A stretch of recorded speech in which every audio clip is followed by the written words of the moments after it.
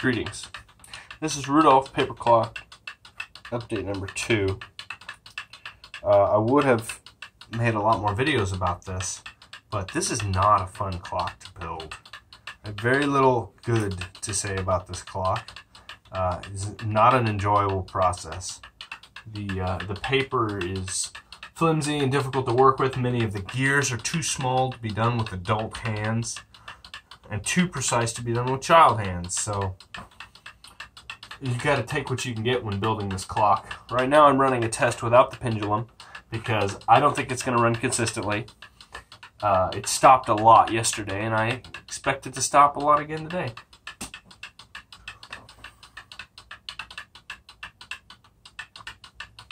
So I started the test with the minute hand pointing straight up.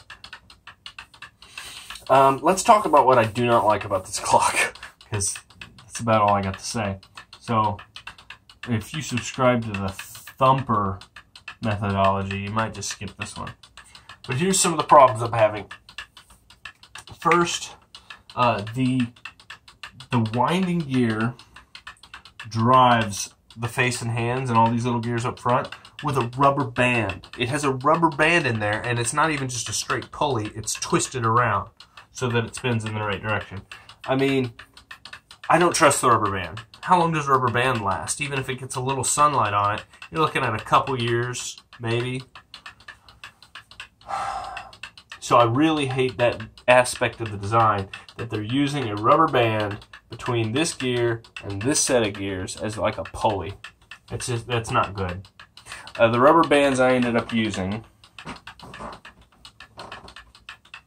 I got an assorted pack of rubber bands, and this little guy here, I've got one, it's one size up from here. I can find the exact if you care. I imagine the only reason you're watching this now is because you're trying to build one of these at home and having the same kind of problems. Here we go. This is the exact size rubber band that I use. And it is a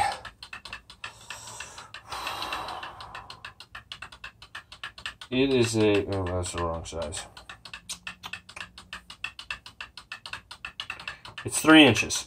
It's a 3-inch rubber band. It's the thinnest one I could find, and it just perfectly fits on there, twisted around behind there.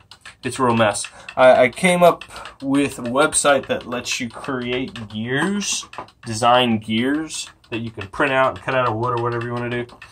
And so I designed a set of gears. If the rubber band doesn't work, which I don't think it will, then I might try a set of gears on there. And the tooth ratio, I believe, is 13 to 24, with 13 being the lower gear and 24 being the upper. I was planning on making some gears and then bending their teeth so they mesh like this, because I think that'll work really well. So if I have any trouble out of that rubber band, that's what I'm going to do. I'm going to put real gears back there. Another reason I don't like the rubber band is you have to physically take the entire clock apart to put the rubber band around the shaft.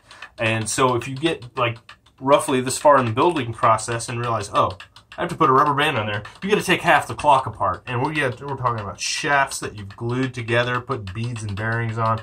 It's a mess. It is not a good process. It's not easy to take apart. These gears on the face here, the hour hand gear, there's a small one and a big one. And oh, those are a mess to make. I used all the precision I could muster, and they still don't fit right. I've ground them down, polished them repeatedly. They still don't fit right. At one point, I actually set it on fire out of frustration. And it's got some little burn marks there. But I repaired it, and I think there's one tooth that I'm still having a problem with, and I don't know what the problem is. I really have no idea why this one tooth doesn't want to turn. So I'm interested to see the minute hand get all the way around and see what happens. This big jagged gear on the front is just literally 2 pieces of paper glued together, and it is warped so bad, and there's nothing I can do to unwarp that. I tried pressing it, putting weights on it, nothing on it. So whenever you make this gear, 78, piece number 78, use like 3 or 4 pieces of paper and make sure you get it flat. Let it dry overnight before you pull it out, because if it comes out warped, there's nothing you can do to unwarp it. I'm thinking about remaking that gear, honestly, but I don't think it's going to be the biggest problem right now. I'm still waiting for this clock to stop. Because I was testing this last night while I was building the face, and this main gear kept getting caught up. The British teeth still aren't good enough, I don't think. So I'm just trying to get it to run out and see if there's any points of conflict on here. This is actually working a little better than I thought it would. But when I put the pendulum on, I've been having endless problems. That may be the anchor arm. I did bend it so that the clock can hang straight. And I think when I did that, I maybe weakened it a little bit. Now it's a bit more flimsy. I might have to go over the anchor arm with some super glue to give it some rigidity so it can really push the pendulum like it needs to. Oh, what else?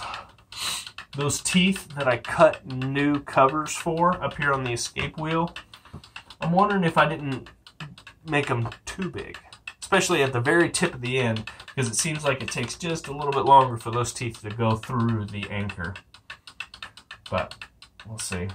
I don't really care if it takes a little bit longer on 1 or 2 teeth, as long as it doesn't stop. It'll all even out in the end. I just don't want it to stop. It's got to be able to go all day without me messing with it.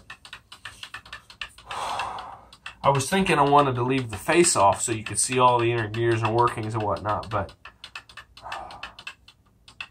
honestly, I'd rather not look at this clock anymore. It's been a frustrating mess. I'm tired. Everybody's sick. The flu's going around, so I'm sorry if I'm being a little bit pessimistic.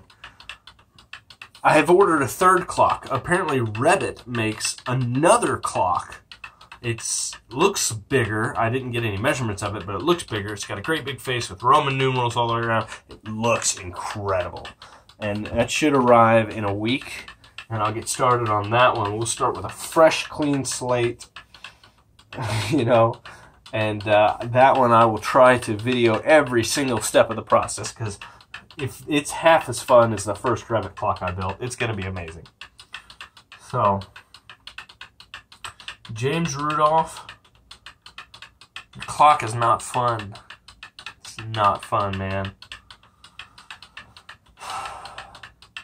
It's punishing. Maybe I'll have a better update tomorrow. If I get some more time to work out some of the kinks, I might be singing a different tune.